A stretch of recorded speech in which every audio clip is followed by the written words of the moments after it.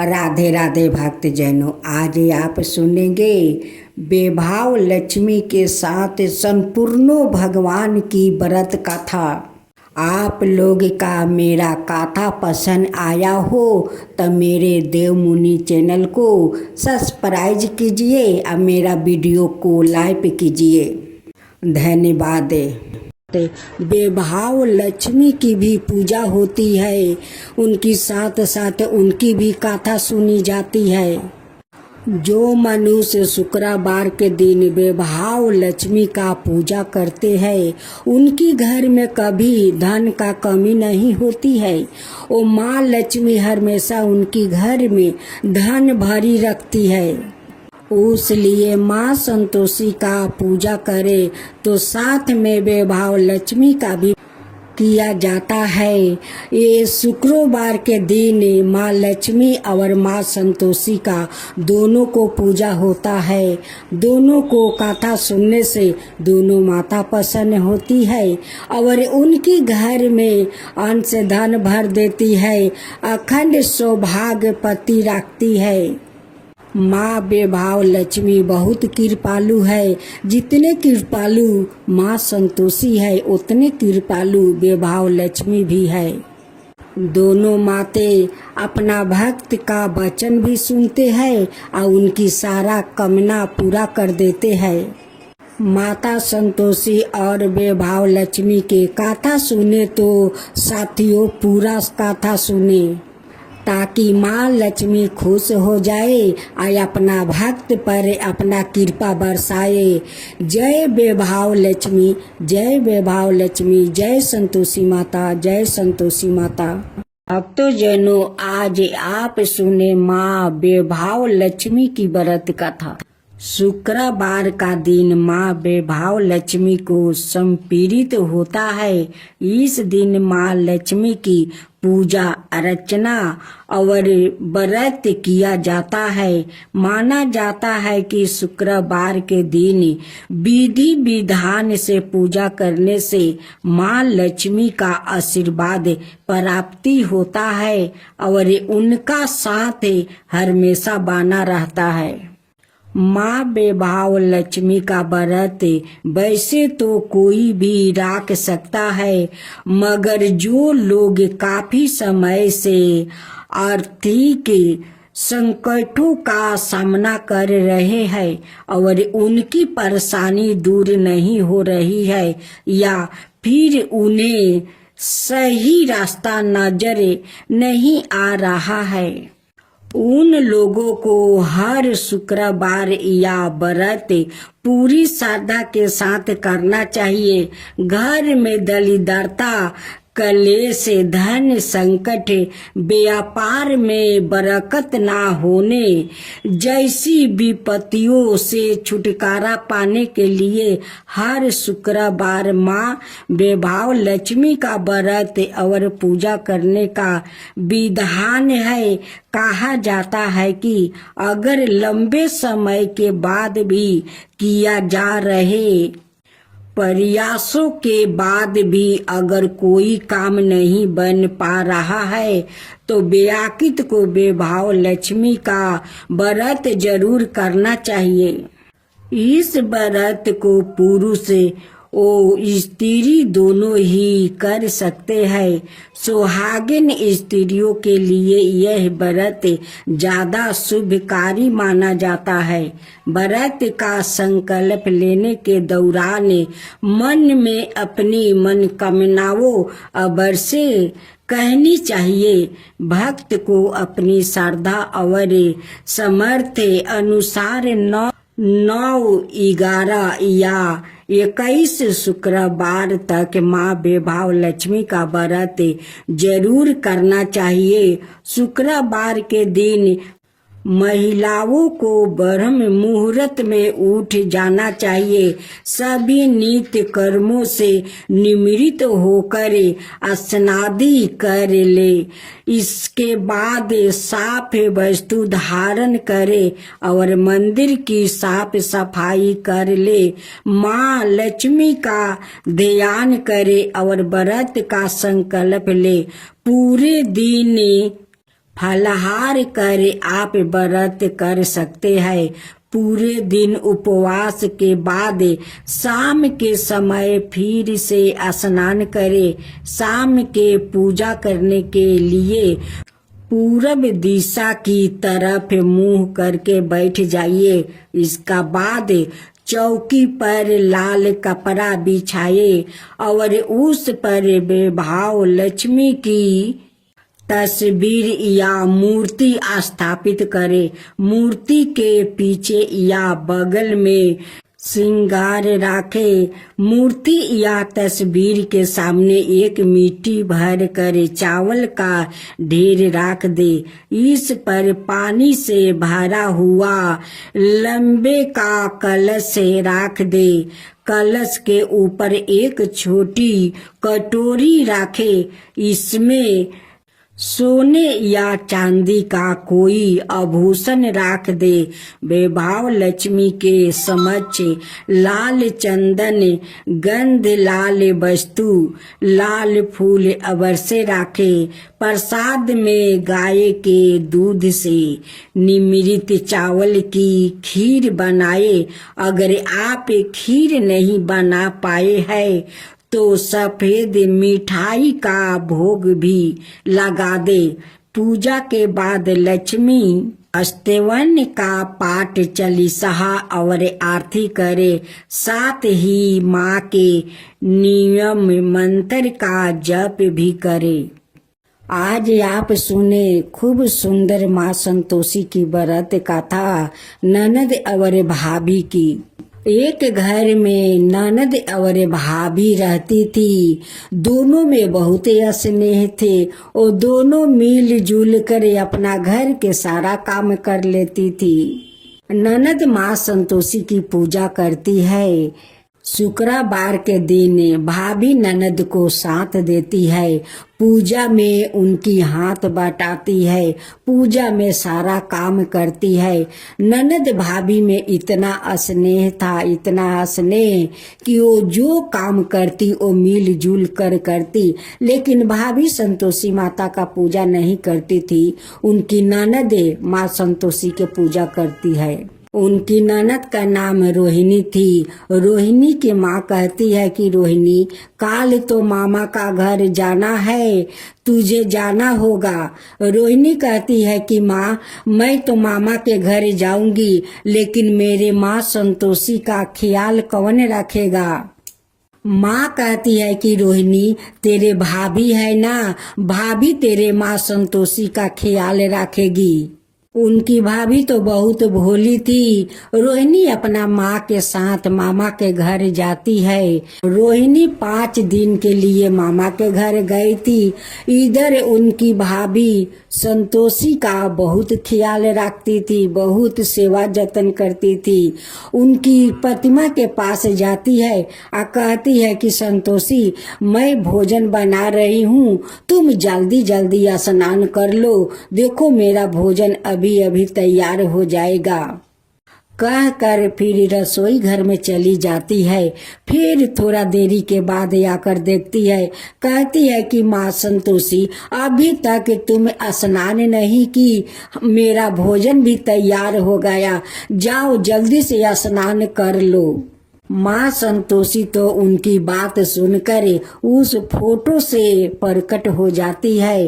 होकर जाकर कहती है कि भाभी बताओ मैं कहाँ स्नान करूं। भाभी कहती है कि देखो बाल्टी में मैं पानी भर कर रख दी हूँ, जाओ स्नान जल्दी से कर लो। माँ संतोषी आती है, कहती है कि भाभी मैं तो स्नान कर लिया। भाभी कहती है कि थोड़ा ठहर जाओ, तुम्हारे लिए मैं आसन लगा दूं। एक पीढ़ी लगा देती है, उस पर लाल आसन बिछा देती है और कहती है कि अब बैठिए। भाभी हाथ में पंखा ले लेती है। अब माँ संतोषी को डोलाती है या कहती है कि अब भोजन कीजिए।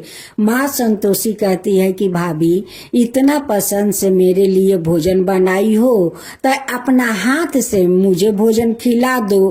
कहती है कि ठीक है, दो मैं खिला देती हूँ। भाभी अपना हाथ से माँ संतोषी का भोजन खिलाती है। भाभी तो रोहिणी से ज्यादा माँ संतोषी का ख्याल रखती थी। उन्हें स्नान कराती थी, उन्हें श्रृंगार करती थी, अच्छे अच्छे भोजन बनाकर खिलाती थी। जब रोहिणी 5 दिन पर अपना मामा का घर से लौट कर आती है, दौड़ी दौड़ी माँ संतोषी को देखने जाती है। देखती है कि भाभी तो बहुत अच्छे से ख्याल राखी है, उन्हें अच्छे अच्छे कपड़ा पहनाई है, 16 श्रृंगार की है। फिर भी रोहिणी अपना भाभी के पास जाती है, कहती है कि भाभी मेरे संतोषी का अच्छा से ख्याल राखी हो तो। भाभी कहती है कि जाओ ननद जी, अपना संतोषी से पूछ लो कि मैं ख्याल रखती थी या नहीं। मैं अपना हाथों से उन्हें रोज श्रृंगार करती थी, उन्हें अपना हाथों से भोजन खिलाती थी। सासू माँ अपना बहू के बात सुनकर जोर से हंसने लगती है। कहती है कि यारे मेरी भोली बहू, कभी देवी देवता किसी के हाथ से भोजन करते हैं। रोहिणी जो हर शुक्रवार के दिन माँ संतोषी का जे भोग लगाती है, तब भोग का क्या माँ खा जाती है? माँ कभी नहीं खाती है। वो भोग पूजा के बाद उठाकर हम लोग सभी में बांट देते हैं। माँ कभी किसी को हाथ से खा सकती है?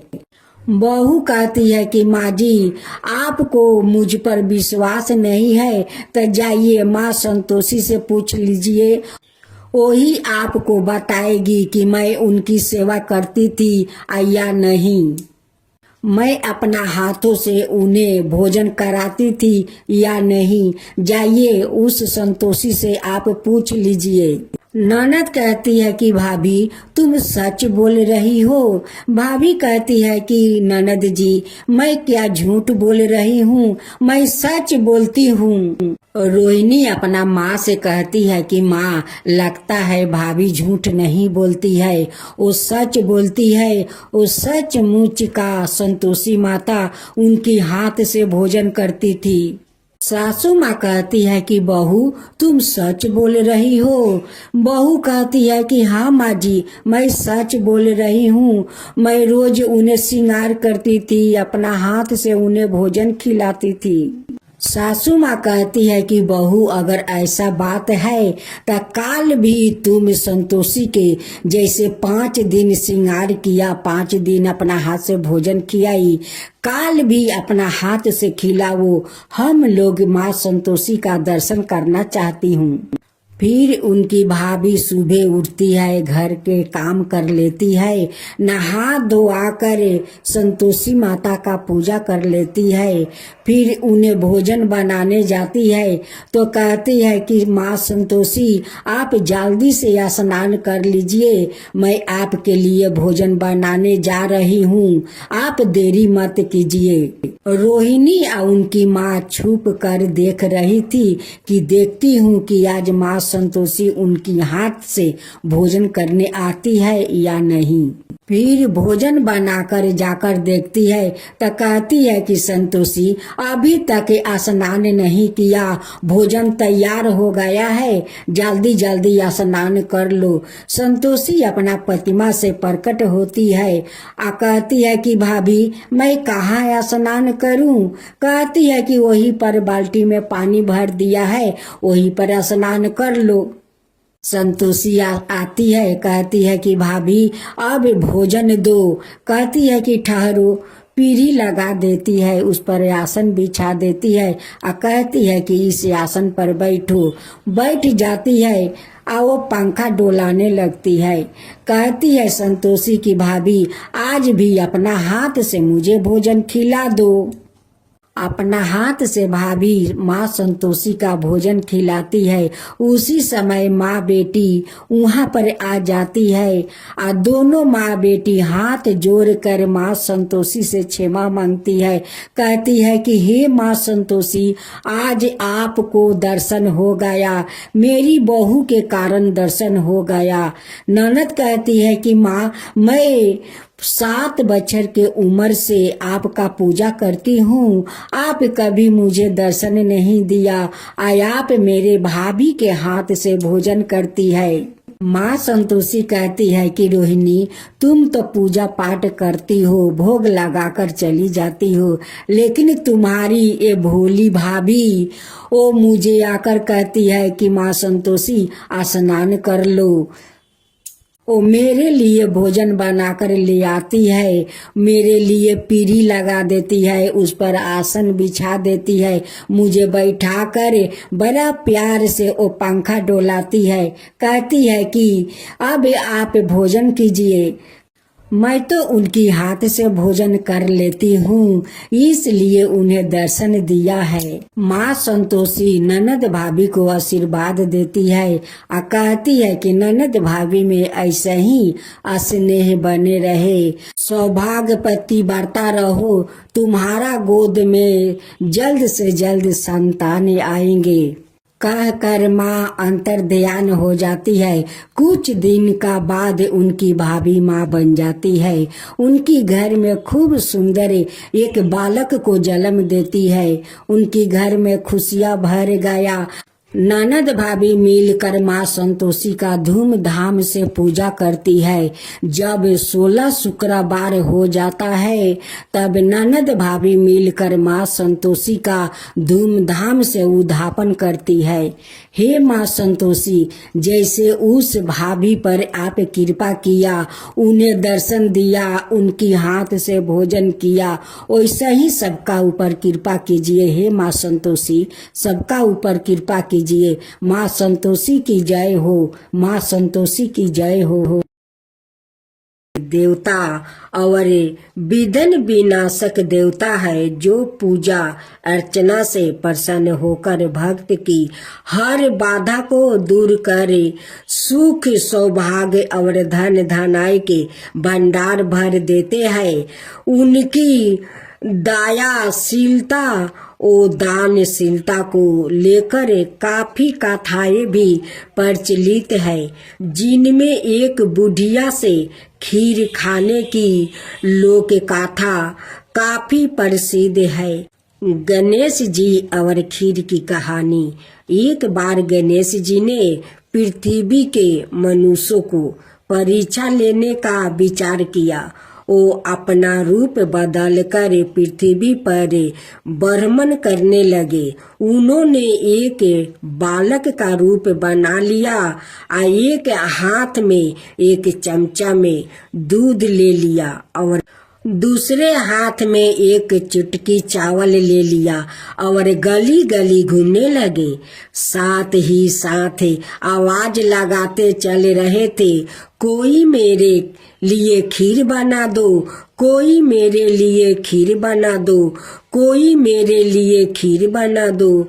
कोई भी उन पर ध्यान नहीं दे रहा था, बल्कि लोग उन पर हंस रहे थे। वो लगातार एक गांव के बाद दूसरे गांव इसी तरह चक्कर लगाते हुए पुकारते रहे, पर कोई खीर बनाने के लिए तैयार नहीं था। सुबह से शाम हो गई, गणेश जी लगातार घूम रहे। एक बुढ़िया थी, शाम के वक्त अपनी झोपड़ी के बाहर बैठी हुई थी। तभी गणेश जी वहां से पुकारते हुए निकले कि कोई मेरी खीर बना दे, कोई मेरी खीर बना दे। बुढ़िया बहुत कोमल दया वाली स्त्री थी। उन्होंने कहा, बेटा मैं तेरी खीर बना देती हूँ। गणेश जी ने कहा, माई अपने घर में से दूध और चावल लेने के लिए बर्तन लाओ। बुढ़िया एक कटोरी लेकर जब झोपड़ी का बाहर आई तो गणेश जी ने कहा, आपने घर का सबसे बड़ा बर्तन लेकर आओ। बुढ़िया को थोड़ी झंझलाहट हुआ, पर उसने कहा, चलो बच्चे का मन राख लेती हूँ। और अंदर जाकर वो अपने घर से सबसे बड़ा पतीला लेकर बाहर आई। गणेश जी ने चमचे में से दूध पतीले में ढालने शुरू किया। तब बुढ़िया के आश्चर्य की सीमा नहीं रही। तब उसने देखा दूध से पूरा पतीला भर गया है। एक के बाद एक वो बर्तन झोपड़ी बाहर लाती गई और उसमें गणेश जी दूध भरते चले गए। इस तरह से घर के सारे बर्तन दूध से लबालब भर गया। गणेश भगवान ने बुढ़िया से कहा, मैं स्नान करके आता हूँ, तब तक तुम खीर बना लो, मैं आपस आकर खाऊंगा। बुढ़िया ने पूछा, मैं इतनी सारी खीर का क्या करूं? इस पर गणपति जी बोले, सारे गांव को दावत दे दो। बुढ़िया ने बड़े प्यार से मन लगाकर खीर बनाई। खीर की भीनी भीनी मीठी मीठी खुशबू चारों दिशाओं में फैल गई। खीर बनाने के बाद वो हर घर में जाकर खीर खाने का न्योता देने लगी।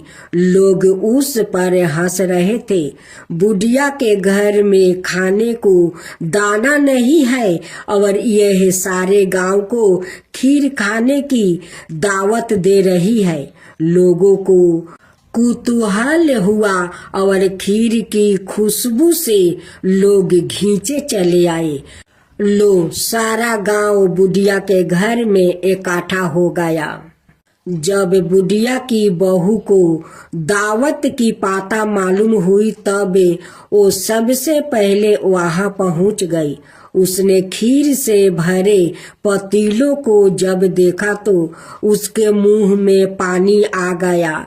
उसे बड़ी जोर से भूख लगी हुई थी। उसने एक कटोरी में खीर निकाल ली और दरवाजे के पीछे बैठकर खाने की तैयारी करने लगी। इसी बीच एक छींटा गिर गया और गणपति जी को भोग लग गया और वो प्रसन्न हो गए। अब पूरे गांव को खाने की दावत देकर बुढ़िया वापस अपने घर आई तो उसने देखा बालक वापस आ गया था। बुढ़िया ने कहा, बेटा खीर तैयार है, भोग लगा लो। गणपति जी बोले, माँ भोग तो लाग चुका है, मेरा पेट पूरी तरह से भर गया है, मैं तृप्त हूँ, अब तू खा ले, अपने परिवार और गांव वालों को खिला दे।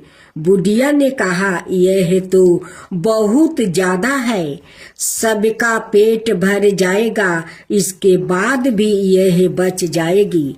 उस बीच खीर का मैं क्या करूंगी? इस पर गणेश जी बोले, इस बीच खीर को रात में अपने घर के चारों कोने में रख देना। और बुढ़िया ने ऐसा ही किया। जब सारा गांव जी भर कर खा चुका, तब भी ढेर सारी खीर बच गई। उसने उसके पात्रों को अपने घर के चारों तरफ रख दिया। सुबह उठकर उसने क्या देखा, पतीलों में खीर के स्थान पर हीरे जवाहरात और मोती भर गया है। वो बहुत खुश हुई, उसकी सारी दलीदरता दूर हो गई और वो आराम से रहने लगी। उसने गणपति जी का एक भाव मंदिर बनवाया और साथ में एक बड़ा सा तालाब भी खुदवाया। इस तरह उसका नाम दूर दूर तक प्रसिद्ध हो गया। उस जगह वार्षिक मेले लगने लगे। लोग गणेश जी की कृपा प्राप्ति करने के लिए उस स्थान पर पूजा करने और मन्नत मांगने के लिए आने लगे। गणेश जी सबकी मनोकामना पूरी करने लगे। हे गणेश भगवान, जैसे आप उस बुढ़िया पर कृपा किया वैसा ही सब पर करना। कहानी कहने वाला, हुंकार भरने वाला, सुनने वाला, उनकी सारे परिवार पर कृपा करना, अड़ोस पड़ोस पर कृपा करना, सारा दुनिया पर कृपा करना। तो बोलो गणेश भगवान की जय, गणपति पप्पा की। आप सुनेंगे तुलसी की कथा। तुलसी से जोड़ी एक कथा बहुत प्रचलित है। श्री मद देवी भगवत पुराण में इनके अवतार की दिव्य लीला कथा भी बनाई गई है। एक बार शिव ने अपने तेज को समुद्र में फैला दिया था। उससे एक महातेजस्वी बालक ने जन्म लिया। यह बालक आगे चलकर जलंधर के नाम से पराक्रमी दैत्य राजा बना। इसकी राजधानी का नाम जलंधर नगरी था। दैत्य राज कलनेमी की कन्या बिंदा का विवाह जलंधर से हुआ। जलंधर महाराक्षस था। अपनी साता के मध्य में चूरी उसने माता लक्ष्मी को पाने की कामना से युद्ध किया, परंतु समुद्र से ही उत्पन्न होने के कारण माता लक्ष्मी ने उसे अपना भाई के रूप में स्वीकार कर लिया। वहां से पराजित होकर वो देवी पार्वती को पाने की लालसा से कैलाश पर्वत पर गया। भगवान देवाधिदेव शिव का ही रूप धारण कर माता पार्वती का समीप गया, परंतु माँ ने अपने योग बल से उसे तुरंत पहचान लिया और वहां से अंतर्ध्यान हो गई। देवी पार्वती ने क्रोध होकर सारा वृत्तांत भगवान विष्णु को सुनाया। जलंधर की पत्नी बिंदा अत्यंत पतिव्रता स्त्री थी। उसी के पतिव्रता धर्म की शक्ति से जलंधर ना तो मारा जाता था और ना ही पराजित होता था। इसलिए जलंधर का नाश करने के लिए बिंदा के पतिव्रता धर्म को भंग करना ही बहुत जरूरी था। इसी कारण भगवान विष्णु ऋषि का भेष धारण कर वन में जा पहुँचे, जहाँ बिंदा अकेली बर्मन कर रही थी। भगवान के साथ दो मायावीर राक्षस भी थे, जिन्हें देखकर बिंदा भयभीत हो गई। ऋषि ने बिंदा के सामने पल में दोनों को भस्म कर दिया। उनकी शक्ति देखकर बिंदा ने कैलाश पर्वत पर महादेव के साथ युद्ध कर रहे अपने पति जलंधर के बारे में पूछा। ऋषि ने अपने माया जाल से दो बांदर प्रकट किया। एक बांदर के हाथ में जलंधर का सिर था और दूसरे के हाथ में धर। अपने पति की यह दशा देखकर बिंदा मूर्छित होकर गिर पड़ी। होश में आने पर उन्होंने ऋषि रूपी भगवान से विनती की कि वो उसके पति को जीवित करे। भगवान ने अपनी माया से पूर्ण जलंधर का सिर धड़ से जोड़ दिया, परंतु सवाए भी वो उसी शरीर में प्रवेश कर गया। बिंदा को इस छल का जरा आभास नहीं हुआ। जलंधर बने भगवान के साथ बिंदा पतिव्रता का व्यवहार करने लगी, जिससे उसकी पतिव्रता भंग हो गया। ऐसे होते ही बिंदा का पति जलंधर युद्ध में हार गया। इस सारी लीला का जब बिंदा को पता चला तो उसने क्रोध होकर भगवान विष्णु को शीला होने का श्राप दे दिया और सवाए सती हो गई। जहाँ बिंदा भस्म हुई वहाँ तुलसी का पौधा उगा। भगवान विष्णु ने बिंदा से कहा, हे बिंदा, तुम अपने सती व्रता के कारण मुझे लक्ष्मी से भी अधिक प्रिया हो गई हो। अब तुम तुलसी के रूप में सदा मेरे साथ रहोगी। जो मनुष्य भी मेरे शालिग्राम रूप के साथ तुलसी का विवाह करेगा उसे इस लोक और परलोक में विपुल यश प्राप्ति होगा। जिस घर में तुलसी होती है वहाँ यम के दूत भी असमय नहीं जा सकते। गंगा और नर्मदा के जल से स्नान अथवा तुलसी का पूजन बराबर माना जाता है। चाहे मनुष्य कितना भी पापी क्यों ना हो, मृत्यु के समय जिसके प्राण मंजीरी रहती, तुलसी और गंगा जल मुख में राख कर निगल जाते हैं। वो पापों से मुक्ति होकर वैकुंठ धाम को प्राप्ति होता है। जो मनुष्य तुलसी और आंवले की छाया में अपने पितरों का श्राद्ध करता है उसके पितरों मोक्ष को प्राप्ति हो जाते हैं। उसी दैत्य जलंधर की यह भूमि जलंधर नाम से विख्यात है। सती बिंदा का मंदिर मोहल्ला कोट किशन चंद में स्थित है। कहते हैं इस स्थान पर एक प्राचीन गुफा थी जो सीधी हरिद्वार तक जाती थी। सच्चे मन से 40 दिन तक सती बिंदा देवी के मंदिर में पूजा करने से सभी मनोरथ पूर्ण हो जाते हैं। अब आप सुने महालक्ष्मी व्रत कथा। माँ लक्ष्मी की जय हो, माँ लक्ष्मी की जय हो। प्राचीन समय में एक गांव में एक गरीब ब्राह्मण रहता था। वो भगवान विष्णु का भक्त था। वो नियमित रूप से श्री विष्णु की पूजा करता था।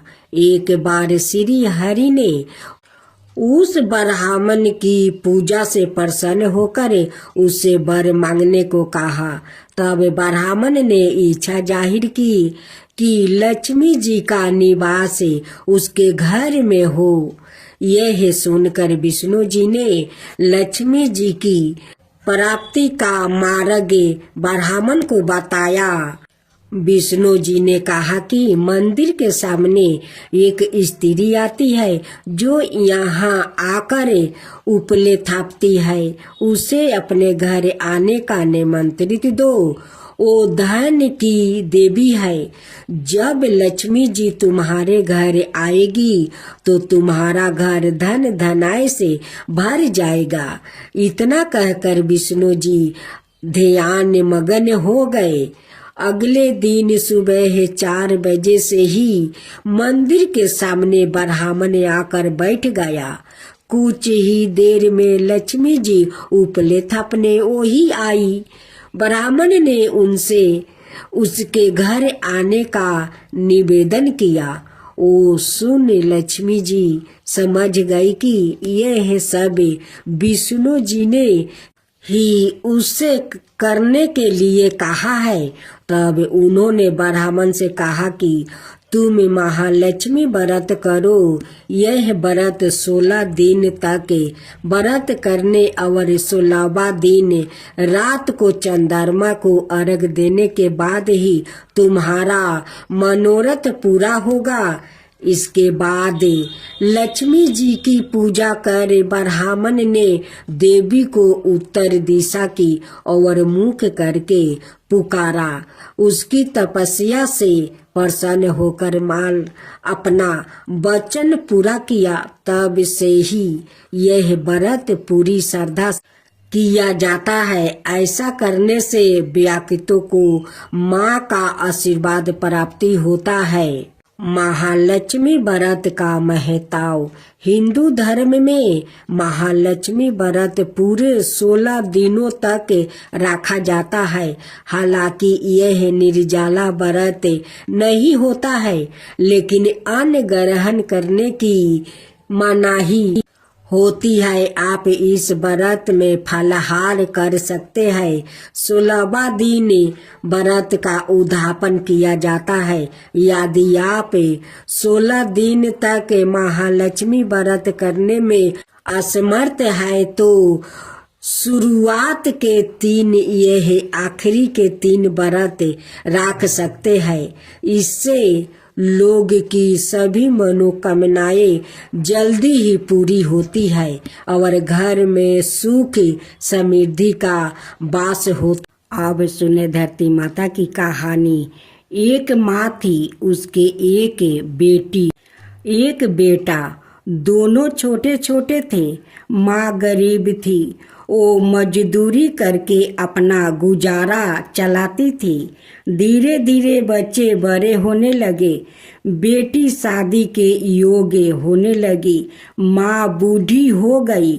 माँ ने बेटे से कहा, बेटा तेरी बहन बड़ी हो गई है, अतः तुम्हारे जैसा घर बार देख कर उसकी शादी कर देना चाहिए। ऐसा कहकर माँ तो कुछ दिनों में मर गई। भाई गांव गांव घूमा, लेकिन बहन के योग्य कोई वर नहीं मिला। वहाँ घूम घूम कर थक गया। बैठे बैठे उसने सोचा कि मैं ही इससे शादी कर लूं। ऐसा सोचकर वो चुनरी और सामान लाया। बहन ने कहा, यह सब सामान क्यों लाया है? भाई बोला, तेरी शादी है।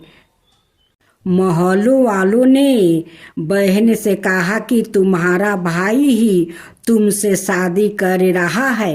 बहन ने भाई से पूछा, मेरी शादी किससे कर रहे हो? भाई कुछ नहीं बोला तो बहन समझ गई। उसने एक लोटा लिया और चुनरी ली। चप्पल पहन कर जंगल में रवाना हुई। गाय के ग्वालों ने पूछा, वन में क्यों जा रही हो? वो कुछ नहीं बोली। वन में जाकर धरती माँ को पुकारने लगी। बोली, हे माँ, तू ही मेरी लाज रखना, नहीं तो अन्याय हो जाएगा। मैं क्या करूं?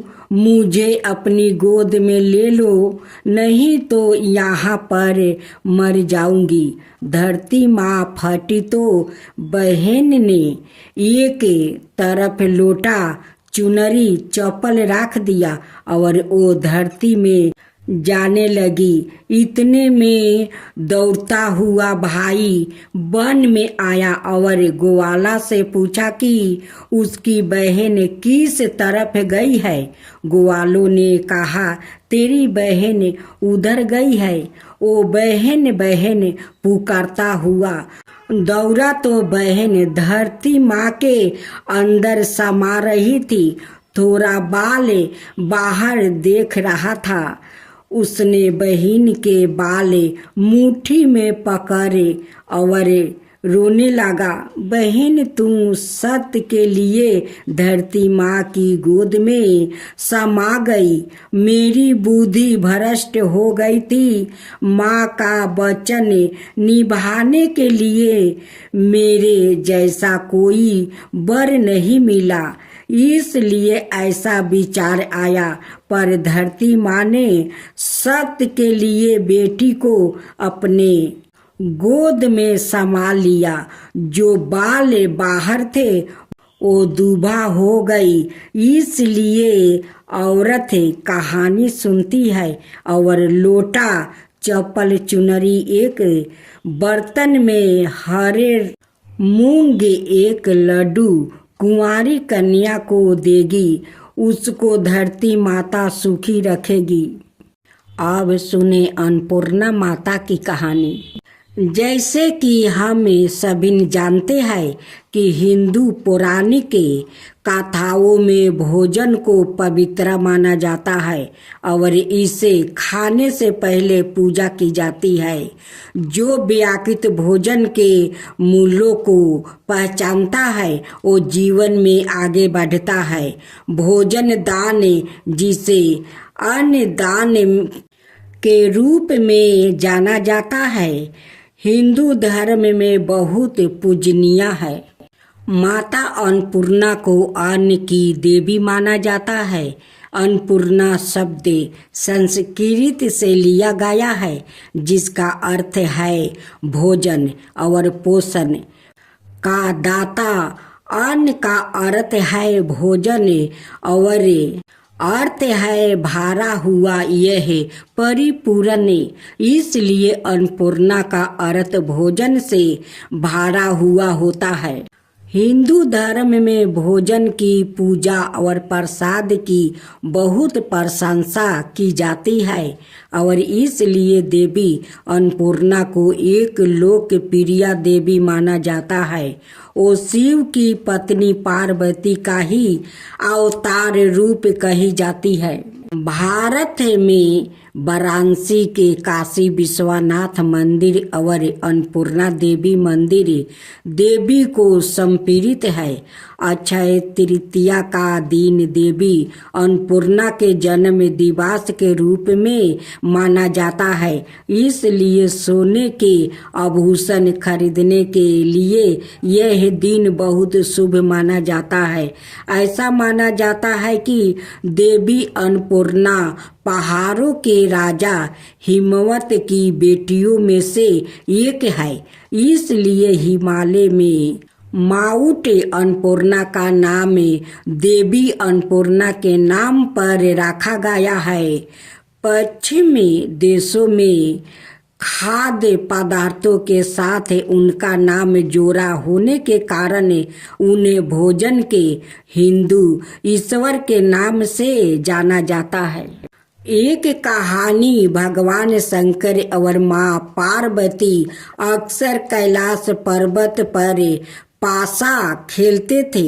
एक दिन भगवान शंकर और माता पार्वती के बीच प्रकृति के महत्व और पुरुष की श्रेष्ठता को लेकर बहस हो गई, क्योंकि भगवान शंकर पुरुष की श्रेष्ठता पर जोर दे रहे थे।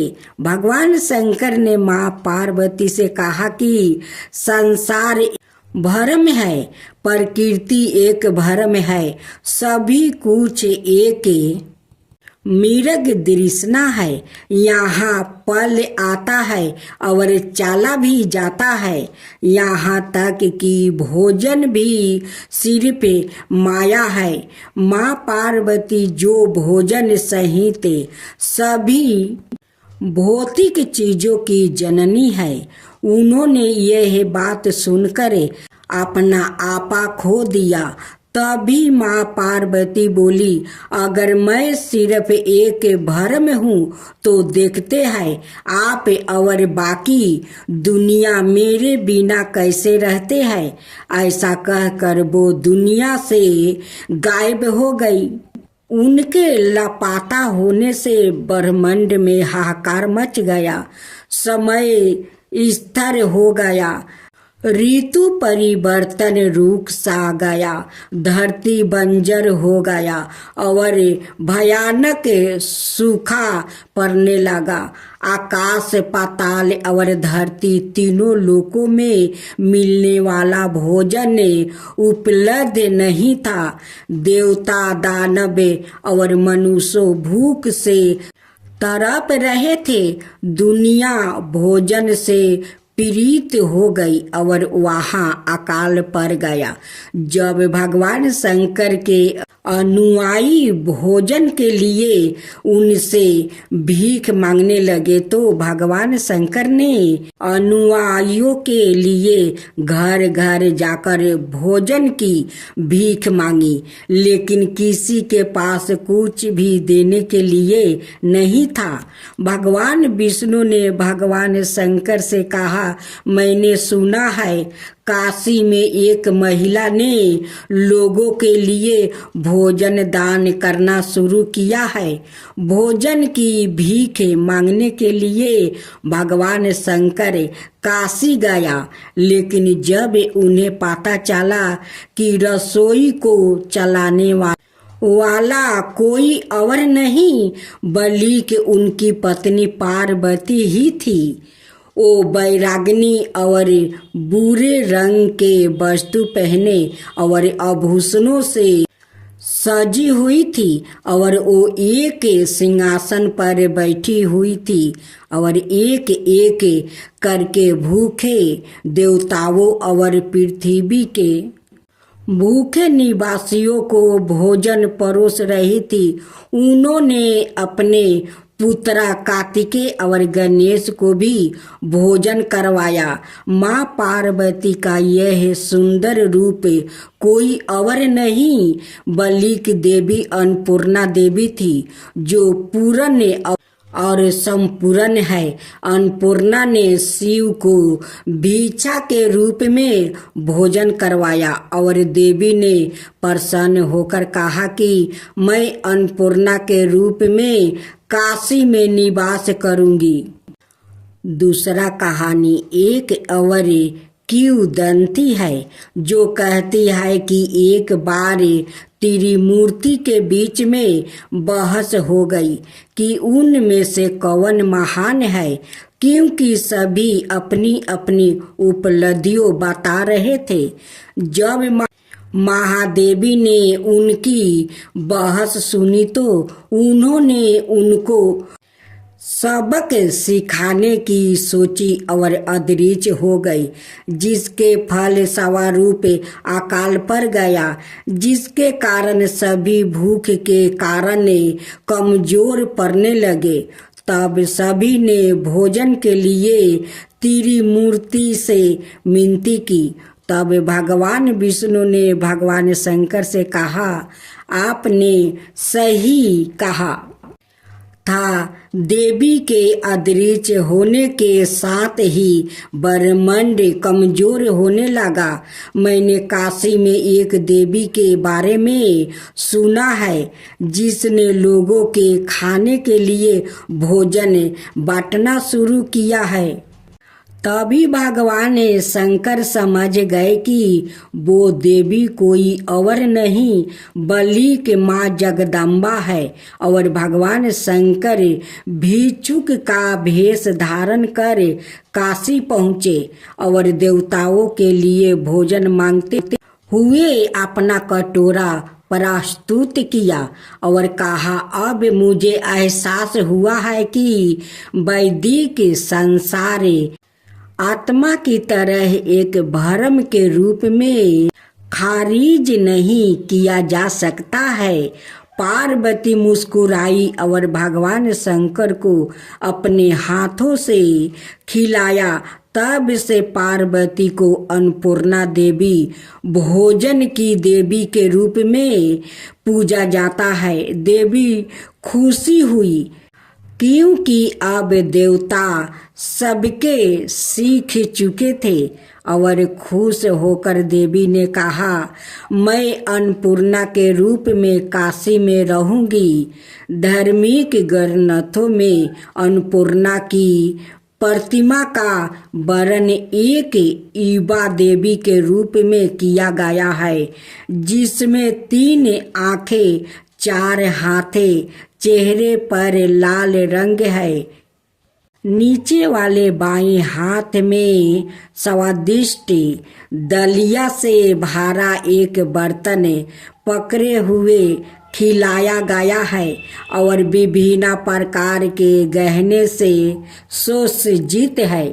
दर्शाया गया है वो एक सिंहासन पर बैठी है जिसके ऊपर चंद्रमा जड़ित है। कुछ चित्र में शिव को एक भिक्षुक के रूप में भीख मांगते हुए दिखाया गया है।